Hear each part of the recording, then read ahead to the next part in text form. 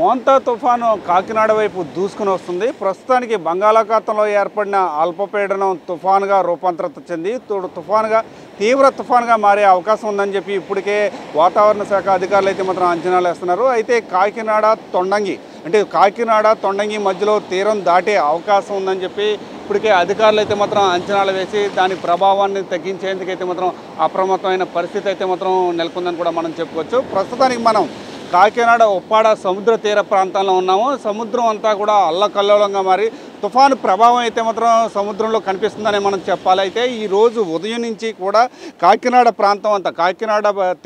పరిసర ప్రాంతం అంతా కూడా వర్షాభావ ప్రభావం అయితే మాత్రం కనిపిస్తుంది. ఎడతెరపు లేకుండా ఈరోజు ఉదయం నుంచి కూడా వర్షం అయితే మాత్రం కురుస్తుంది.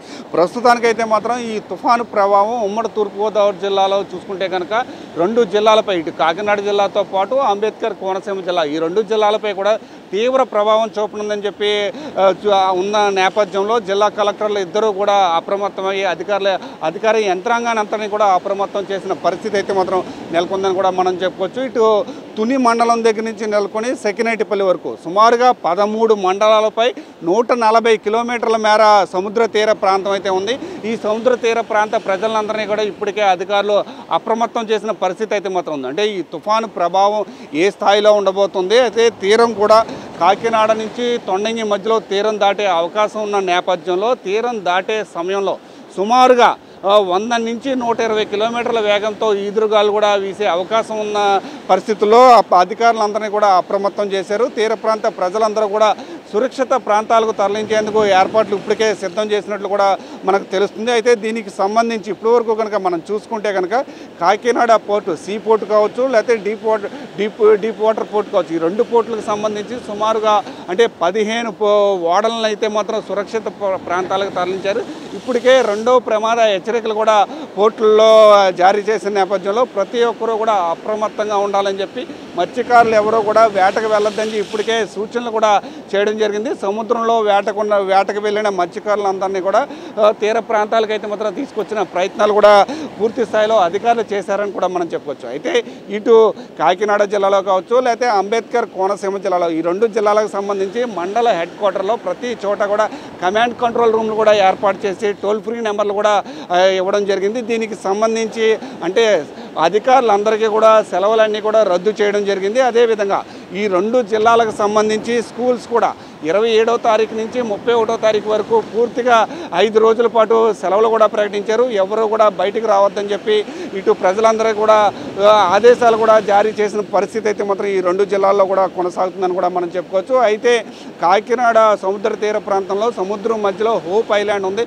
హోప్ ఐలాండ్కి సంబంధించిన 110 మందిని ఇప్పటికే తీర ప్రాంతాలకు కూడా సురక్షిత ప్రాంతాలకు కూడా తరలించినట్లయితే మాత్రం తెలుస్తుంది. దీనికి సంబంధించి అంటే ఈ 2 జిల్లాల ఇన్ఛార్జ్ మినిస్టర్లు ఎవరైతే ఉన్నారో ఆ ఇన్ఛార్జ్ మినిస్టర్ల ప్రత్యేకమైన అధికారులతో రివ్యూ కూడా నిర్వహిస్తున్నారు. అంటే ఎటువంటి అవాంఛనీయ సంఘటనలు జరగకుండా ఈ తుఫాను ప్రభావాన్ని తగ్గించేందుకు ఎటువంటి చర్యలు తీసుకోవాలనే అంశంపై పూర్తి స్థాయిలో రివ్యూలు కూడా నిర్వహిస్తున్నారు. ఇక్కడ కాకినాడ జిల్లా కలెక్టర్ షాన్మోహన్ కానీ, లేకపోతే అంబేద్కర్ కోనసీమ జిల్లా కలెక్టర్ మహేష్ కానీ, వీళ్ళిద్దరూ కూడా అధికార యంత్రాంగాన్ని అంతటి కూడా అప్రమత్తం చేసిన పరిస్థితి. అయితే ఈ తుఫాను తీరం దాటిన తర్వాత ఎటువంటి పరిస్థితులు ఉండబోతున్నాయి, దానికి సంబంధించి అంటే ఆ ప్రభావాన్ని తట్టుకునేందుకు ఇప్పటికే ఈ 2 జిల్లాలకు సంబంధించి ఎన్డీఆర్ఎఫ్, ఎస్డీఆర్ఎఫ్ బృందాలు కూడా స్టాండ్ బై కూడా ఉంచినట్లు కూడా తెలుస్తుంది. అదేవిధంగా అంటే తీరం దాటిన తర్వాత విద్యుత్ అంతరాయం కలగకుండా ఇప్పటికే సుమారుగా 10,000 స్తంభాలను అయితే మాత్రం సిద్ధం చేశారు. ఎక్కడికక్కడే అంటే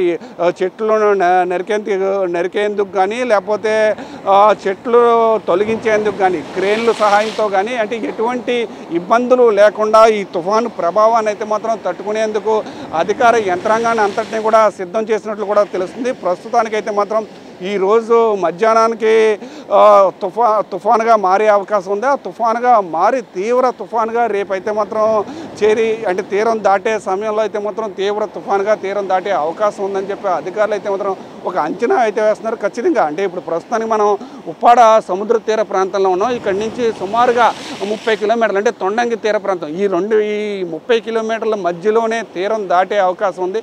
తీరం దాటే సమయానికి ఎటువంటి ప్రభావం ఉన్నప్పటికీ కూడా ప్రభావాన్ని తగ్గించేందుకు అన్ని రకాల ఏర్పాట్లు అధికార యంత్రాంగం అయితే మాత్రం సిద్ధం చేసిందని చెప్పుకోవచ్చు. ఎటువంటి అవాంఛనీయ సంఘటనలు జరగకుండా ఇటు రాష్ట్ర ప్రభుత్వంతో పాటు అంటే కలెక్టర్లు కూడా సమన్వయంతో అధికారులందరూ కూడా పూర్తి స్థాయిలో తుఫాన్పై పనిచేస్తున్నారు అన్నారు అని ఒక అంచనాకైతే వస్తున్నారు. రేపు అర్ధరాత్రి సమయంలో తీరం దాటే అవకాశం ఉందని చెప్పి కూడా అధికారులు అంచనా కూడా వేస్తున్నారని కూడా మనం చెప్పవచ్చు. ఇది ఉప్పాడ సముద్ర తీర ప్రాంతంలో సముద్ర పరిస్థితి అని కూడా మనం చెప్పవచ్చు. ఇది ఇక్కడ పరిస్థితి.